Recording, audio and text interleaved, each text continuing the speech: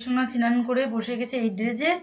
তারপরে সবাইকে স্নান দিয়ে দিয়েছি। পরপর দেখো মধুসূদন আজকে রেড কালার ড্রেস, এই একটা 3/4 প্যান্ট পরিয়ে দিয়েছি মধুসূদনকে। আর মদন মোহন পরেছে ব্ল্যাক। আজকে সবাই সবার মতন পরেছে। এটা কিন্তু হাতে বানানো, অনলাইনে অর্ডার করা এই ড্রেসগুলো। এটা পরেছে মদনমোহন, আর এখানে কেশব পরেছে, এটাও কেনা জামা কিন্তু বড় হয়ে গেছিলো, সেগুলো আবার কাটিং করে আমি ছোট করে দিয়েছি।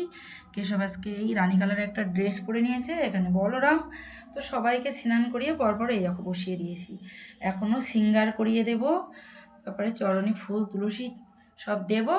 তারপরে তো চলো আমি এক এক করে সবাইকে সিঙ্গার করিয়ে দিই, তোমরা দেখতে থাকো। তো চলো সবার আগে বড় থেকে শুরু করব। প্রথমে আমার বলরাম, তারপরে আসে কেশব, তারপরে মধুসূদন, তো তারপরে আছে মদন মোহন, তারপরে আছে আমার গিরিশোনা। তো সবাইকে সিঙ্গার করিয়ে দিলাম।